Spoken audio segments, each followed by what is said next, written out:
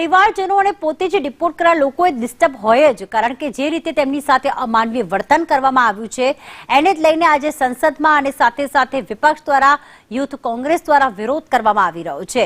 જે ભારતીયોને ડિપોર્ટ કરવામાં આવ્યા છે તેમને જે પ્લેનમાં લાવવામાં આવ્યા તેમાં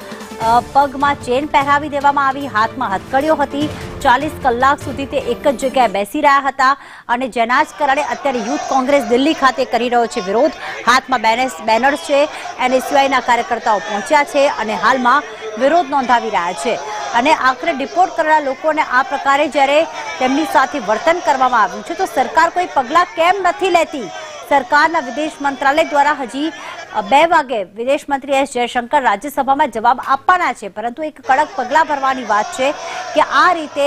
અમાનવીય વર્તન શા માટે કરવામાં આવ્યું છે તેને જ લઈને પ્રદર્શન કરવામાં આવી રહ્યું છે દિલ્હીમાં યુથ કોંગ્રેસ દ્વારા। આ યુવાઓ કહી રહ્યા છે કે શા કારણોસર આ પ્રકારે કેદી બનાવીને લઈ દેવામાં આવ્યા છે, તેમને જ્યારે ડિપોર્ટ કરવામાં આવ્યા છે ચોક્કસથી ગેરકાયદેસર રીતે તેઓ ગયા હતા તો સીધી રીતે મોકલી દેવામાં આવ્યા હોત, પરંતુ વિમાનમાં મોકલવામાં આવ્યા, પરંતુ અહીંયા ન તેમને શૌચાલય જવા દેવામાં આવ્યા, ન કોઈ ખાવાની વ્યવસ્થા કરવામાં આવી, તેમની સાથે આ પ્રકારનું વર્તન કરવામાં આવ્યું છે અને હાથમાં હથકડી, પગમાં ચેન બાંધી દેવામાં આવી, એવું પણ ન કહેવામાં આવ્યું કે તેમને ભારતના કયા ભાગમાં લઈ જવામાં આવી રહ્યા છે, બસ બેસાડી દેવામાં આવ્યા અને કહેવામાં આવ્યું કે તમે લોકો હવે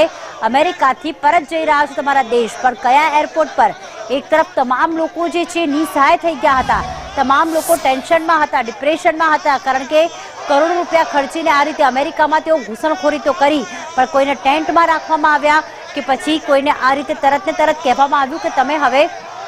આ દેશ નિકાલ કરી રહ્યા છો, પણ તેઓ ભારત દેશમાં આવવા તેમની ઘર વાપસી થઈ છે એટલે પરિવારજનો ખુશ જ હોય। એમાં પણ રાજ્ય સરકાર દ્વારા એવું કહેવામાં આવ્યું કે તેઓ લોકો કોઈ દોષિત નથી,